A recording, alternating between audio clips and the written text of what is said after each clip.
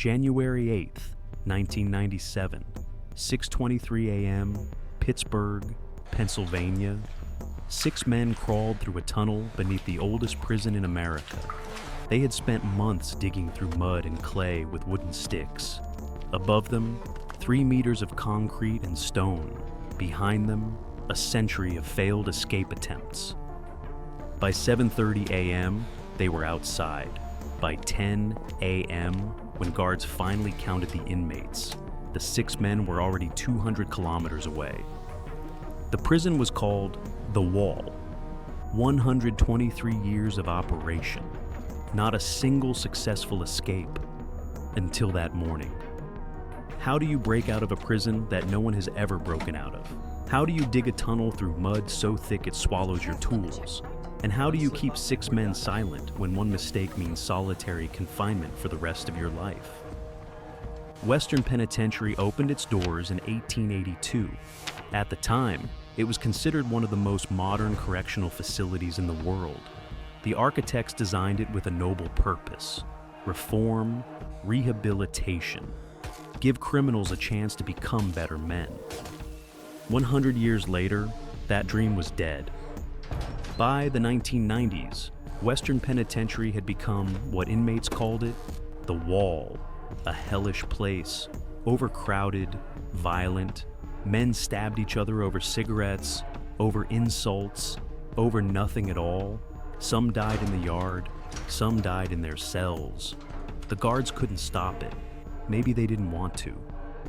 The nickname came from the prison's most distinctive feature: massive walls made of cement and solid stone, reinforced with iron. The walls extended 3 meters underground, preventing any tunnel from simply going under them. Multiple internal gates divided every cell block. External watchtowers covered every angle. Security systems monitored every movement. For over a century, prisoners had tried to escape. Every single one had failed. Then Nuno Pontes arrived. Nuno wasn't a violent criminal. He was a safecracker. Banks, offices, homes. If it had a safe, Nuno could open it. He had a reputation for sharing his profits with poor families in his neighborhood. A modern Robin Hood, some called him. Of course, he kept most of the money for himself. Luxury cars, expensive restaurants, the good life. In 1992, that life ended. Nuno was sentenced to 15 years in Western Penitentiary. 15 years behind the wall. He watched the prison deteriorate around him. The violence, the overcrowding, inmates dying for trivial reasons, guards who couldn't or wouldn't maintain order. Every day felt more dangerous than the last. Nuno decided he wasn't going to die in this place. He started looking for a way out, not rushing, not desperate, patient, methodical. He knew escape required planning, required help, required the right opportunity. In 1996, 4 years into his sentence, that opportunity arrived. His name was Greg Quiring. A new cellmate transferred to Nuno's cell. The 2 men connected immediately. Similar personalities, similar situations, similar desire to be anywhere but behind the wall. One day, Nuno told Greg about his escape plan. Greg didn't hesitate. He was in. They started brainstorming. First idea, break through a prison wall somehow. They abandoned it quickly. Even if they succeeded, the escape would be discovered within minutes. They'd be recaptured before reaching the street. Second idea, hide in construction trucks. The prison was always under maintenance. Trucks came and went regularly, but the administration was paranoid about this possibility. Guards conducted head counts before any vehicle left the premises. Every inmate accounted for. Trucks were impossible. Third idea, the classic approach: dig a tunnel underground. Throughout the wall's history, many inmates had attempted tunnels. Every single one had been discovered. Something always went wrong. The soil collapsed. Guards noticed unusual activity. Other inmates informed. But Nuno believed he could succeed where others had failed. He just needed to be smarter about it. The first problem was expertise. Neither Nuno nor Greg knew anything about digging tunnels. They needed someone who did. Kevin Billingsley was serving 40 years for theft and armed assault. Before prison, he had worked in mining. He knew soil. He knew excavation. He knew how to move earth without getting buried alive. Kevin had dreamed of escape for years. He just didn't know where to start, where to dig, where to emerge. Nuno had answers. He convinced Kevin to join them. Now they had 3 men, a safecracker, a partner, and a digger. But Nuno still didn't know where the tunnel should begin or end. To figure that out, he needed access to the prison's layout. Every building, every section, every possible weakness in the security system. He needed a job in maintenance. Prisons often employ inmates for basic work, cleaning, repairs, simple tasks that keep the facility running. The maintenance department was overseen by the prison engineer. That office handled plumbing, drainage, electrical systems, ventilation, work that extended across every area of the prison. More importantly, the engineer's office contained blueprints, every building, every section, every detail of the wall's construction. Nuno applied for the position. He got it. For months, he studied the prison while fixing pipes and replacing light bulbs, learning the layout, memorizing the security gaps, looking for the perfect spot. Then a maintenance issue brought him to the external warehouse. The warehouse sat just outside the prison walls, technically still part of the facility, but facing the street. It received goods from outside, stored supplies, required less security than the main buildings because it was outside the primary perimeter. Nuno realized immediately, if a tunnel could reach that warehouse, escapees would emerge directly onto the street, outside the wall, outside the security systems, outside everything. He had found his exit point. Now he needed a starting point, as close to the warehouse as possible to minimize digging distance. Luck was on his side. The maintenance building where he worked sat directly opposite the warehouse, a straight line between the two, the shortest possible tunnel. But how do you dig inside a building where guards walk past constantly? Nuno studied the blueprints more carefully. He discovered something. The maintenance building had 2 sections, the main workshop where he worked, and a secondary room with a crawl space beneath it, a gap between the floor and the ground. If they could access that crawl space, they could dig without anyone seeing them. One problem, the room was locked. The only entrance was a steel door. Only guards had the key. Nuno tried another approach first. Behind the room, there was a wall made of stone brick. If he could break through that wall, he could access the crawl space from outside the locked room. He created an excuse, broke a water pipe near the wall intentionally, reported the damage, volunteered to fix it. The engineer gave him permission to take tools, including a drill. But prison rules required a guard to watch inmates using dangerous tools. So Nuno worked on the broken pipe with a guard standing behind him. The pipe was on one wall. The wall he wanted to breach was on the opposite side. When the guard looked away, Nuno would quickly drill into the stone wall. A few seconds at a time, progress was painfully slow. The drill wasn't powerful enough. The wall was too thick. After several attempts, Nuno abandoned this approach. The wall was a dead end. That left only the locked door. The 3 partners met to discuss options. They needed to copy the key. First, they needed a material that could capture an impression of the key's shape. They experimented with soap, oatmeal. Finally, they tried Styrofoam, the packing material from boxes. It held an excellent imprint. Now they needed to get the key itself, if only for a few seconds. Nuno watched the guards during their inspection rounds. When a guard opened the maintenance room door, the key he used would be the last one on his key ring, top of the bunch. Easy to identify. But how do you take a key from a guard without him noticing? Nuno paid 2 inmates to start a fight. The moment the two men clashed, the guard rushed to intervene. While he was occupied separating the fighters, Nuno slipped behind him, pressed the key into his piece of styrofoam, moved away before anyone noticed. The whole thing took seconds. Back in his cell, Nuno used tools from the maintenance workshop to craft a copper replica of the key. When it was ready, they decided to test it.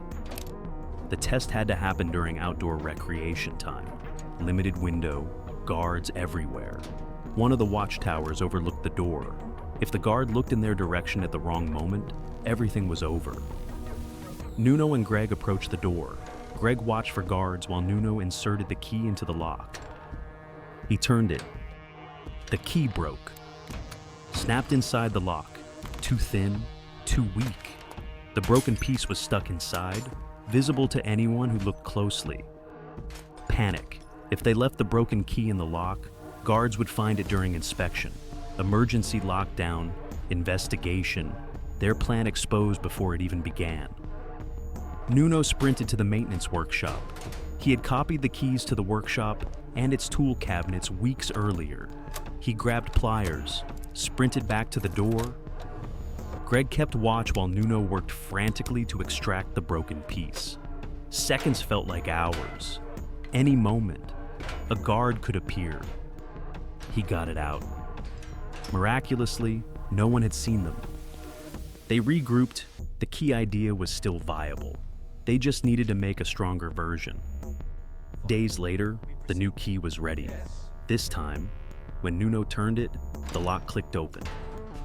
They were inside. The room contained a small metal gate. Beyond it, the crawl space. Beyond that, the beginning of their tunnel to freedom. But Nuno wanted insurance, a way to keep guards distracted while they dug. He came up with an unusual plan. They would start brewing alcohol inside the prison. The details of how they produced alcohol weren't disclosed, but they managed to create significant quantities, distributed it among inmates in the yard. Guards began finding drunk prisoners everywhere. Their focus shifted entirely to finding the source of the alcohol, shutting down the brewing operation. They had no idea the alcohol was just a diversion. The real operation was happening underground. Kevin led the digging, teaching Nuno the techniques, how to remove soil efficiently, how to avoid collapse, how to breathe in a space with limited oxygen. Their tools were primitive, wooden pieces for digging, a small bucket for hauling dirt, helmets with lights stolen from another part of the prison. The soil was brutal. The prison sat on a riverbank. The ground was practically mud. Every swing of their makeshift tools pulled up heavy, wet earth that had to be carried out bucket by bucket. They dumped the excavated mud in the crawl space above the tunnel entrance. 15 tons of soil, according to later estimates, moved by hand, bucket by bucket, night after night. The tunnel needed to go deep. The prison walls extended 3 meters underground. To pass beneath them, they had to dig at least 4 meters down, then 12 meters horizontally, then back up to the warehouse floor. Progress was measured in centimeters. The work was exhausting, dangerous. The tunnel had no supports. It could collapse at any moment. Trucks passing on the street above shook the ground. Every vibration was a reminder of how easily they could be buried alive. The deeper they went, the harder it became to breathe. No ventilation system. They would dig for short periods, then climb out gasping for air. Challenges multiplied. Greg, who was distributing the alcohol to keep guards distracted, got caught, placed in solitary confinement. Then he made it worse by attacking a guard. His solitary sentence extended by months. He was out of the operation. Now it was just Nuno and Kevin. But they attracted attention. Another inmate named Carmen Keller had been watching them. He noticed their daily trips to the locked maintenance room, their suspicious behavior. Carmen wanted in. He was serving a life sentence for second-degree murder, not premeditated, a killing in a moment of rage or intoxication, but life nonetheless. Nuno didn't want to include him, but Carmen knew too much. He could expose them at any moment. They had no choice. Carmen joined the group, and he brought benefits. He worked in the prison's education and rehabilitation department. That position gave him privileges, freedom to move around the prison without suspicion, authority to issue passes for other inmates to leave their cells for legitimate purposes. Those passes would prove crucial later. Nuno started planning for after the escape. They would need a vehicle, a way to get away from the prison quickly. None of them had contacts outside who could help. So they recruited a fourth member, George Kennard, an old man serving life for murder. But he was from Pittsburgh. He had local connections, someone who could supposedly provide a car. George wouldn't dig. He was too old. His only job was arranging transportation. The digging continued. Nuno, Kevin, and Carmen taking shifts. Morning and afternoon, every spare moment spent underground. Then they added a fifth member, Andrew Hare, a car thief serving 10 years for theft and assault. If George's contact failed, Andrew could hotwire a vehicle, a backup plan. Finally, Nuno added a sixth member, Thomas, an elderly man in poor health, deteriorating vision, potentially going blind. Thomas offered no strategic benefit. Nuno included him purely out of compassion. They were friends. Nuno didn't want to leave him behind. The group didn't object. By now, they all saw Nuno as their leader. They trusted his decisions. 6 men ready to escape. December 1996. After months of digging, they were close. The tunnel had reached 4 meters deep and 9 meters horizontal, directly beneath the prison wall, according to the blueprints. Then disaster struck. Nuno, Kevin, and Carmen went to the maintenance room. Kevin and Carmen entered to continue digging. Nuno closed the door behind them and headed to the dining hall.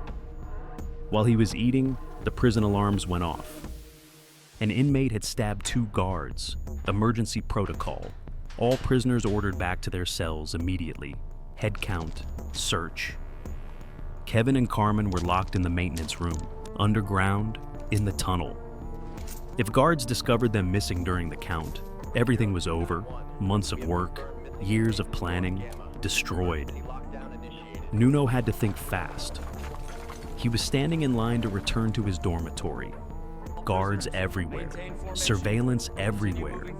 Getting to the maintenance room seemed impossible. He paid 2 inmates to start another fight.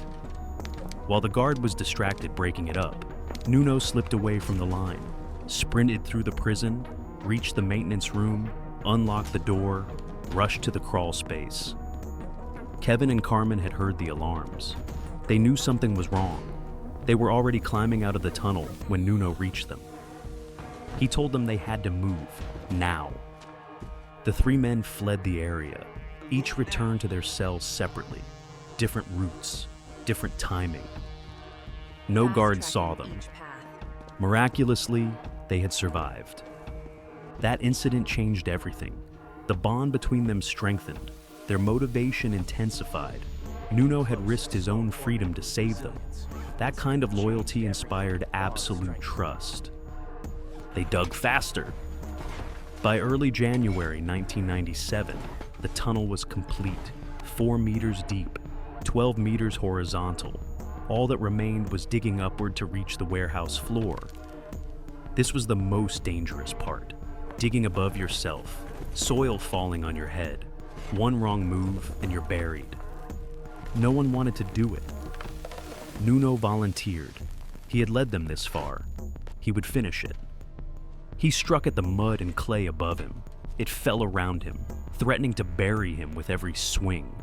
Gradually, he climbed upward through the collapsing soil, 4 meters of vertical digging, until finally, fresh air rushed in from above.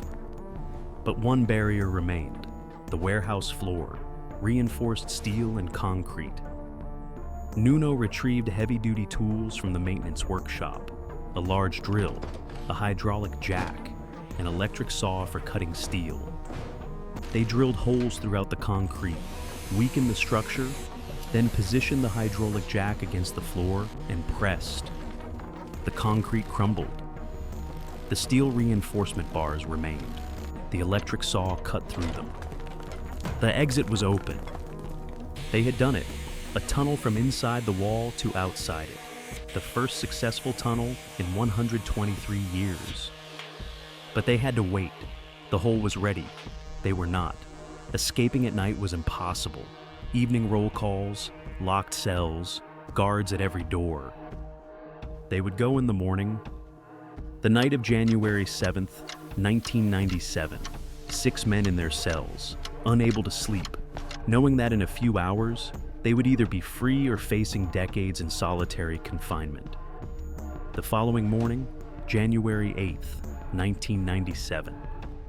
Shortly after 6 a.m., Carmen used his position in the education department to issue passes for the other 5, permits to leave their cells early for supposed tasks, legitimate paperwork, no suspicion. They gathered at the maintenance room, entered together, closed the door. Kevin went into the tunnel first. Nuno would go last.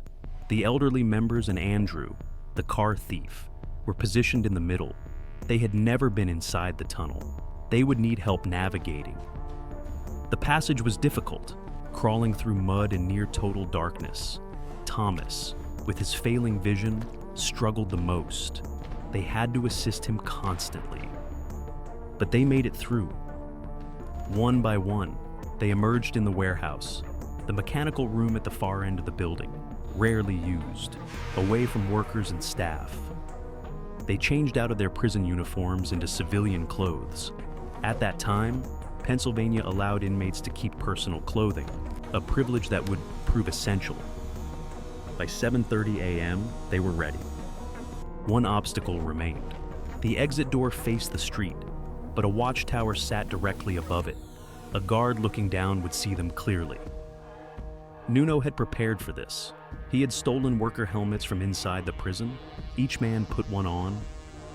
They walked out confidently, 6 workers leaving the warehouse at the start of a shift. Nothing unusual. One of them even nodded at the guard in the tower. The guard nodded back. They were outside. Andrew found a car on a nearby street, used his expertise to break in and hotwire the ignition. The 6 men piled inside. By the time the 10 a.m. inmate count revealed their absence, they had covered over 200 kilometers, heading south, toward Texas, toward freedom. The newspapers exploded the next day. Photos of the 6 escapees, names, histories, the greatest prison break in Western penitentiary history, the first successful escape from the wall. Nuno's plan was clear: Texas first, then Mexico, then South America, disappear completely, start new lives. They reached Texas without incident, found a rundown hotel where they could hide, while Nuno contacted an associate who could provide forged identity documents. The documents would take time. They had to wait. January 14th, 1997, 6 days after the escape. Police received a tip. Thomas, the elderly inmate with health problems, had been admitted to a hospital in Texas. Thomas had a methamphetamine addiction. He had used drugs at the hotel. His health deteriorated rapidly. Nuno confronted him about it. They argued. Thomas left the group. Shortly after leaving the hotel, Thomas collapsed on the street. An ambulance took him to the hospital. His family was notified. A relative contacted police. The authorities now knew the escapees were in Texas. Statewide alert, intensified patrols, search operations everywhere. January 18th, 1997, 10 days after the escape. Nuno and Carmen were driving when a patrol car spotted them. The officer tried to pull them over. Carmen didn't stop. He accelerated. A chase began through the streets. Eventually, Carmen stopped the car near a forest. Both men fled on foot. Police caught Carmen. Nuno disappeared into the trees. For 2 full days, Nuno hid in the forest, waiting for the search to die down. waiting until he was sure no one was following. Then he returned to the hotel. His friends were anxious. They didn't know what had happened. Nuno told them Carmen was captured. They debated leaving the area, but the forged documents were almost ready. They had waited too long to abandon them now. They moved to a different hotel, same city, new location. They hoped it would be enough. It wasn't. Carmen, under police pressure, betrayed them. He told the authorities about the first hotel, but the group had already moved. Carmen gave more information. The name of Nuno's contact who was preparing the forged documents. Police tracked the contact, followed him. January 20th, 1997, 12 days after the escape. The contact drove to the new hotel. He didn't know police were behind him. His arrival led them directly to the escapees. SWAT teams surrounded the building, stormed the room, arrested everyone inside. 12 days of freedom. That's all they got. Months of planning, months of digging, 15 tons of mud moved by hand. A tunnel that no one had ever managed to build successfully. 12 days. The punishments were severe. Nuno received 14 years in solitary confinement, 23 hours per day in his cell, 1 hour outside, for 14 years. The others received similar sentences, extended prison terms, harsh conditions, made examples of. Western Penitentiary continued operating until 2005, 123 years total. The tunnel dug by Nuno and his team remained the only successful escape in the prison's history. No one else ever made it out. Remember the question from the beginning? How do you break out of a prison that no one has ever broken out of? The answer is what Nuno understood from the start. You don't do it alone. You find people with different skills. A digger who knows soil, a worker who can move freely, a car thief who can provide transportation. You build a team where everyone contributes something essential.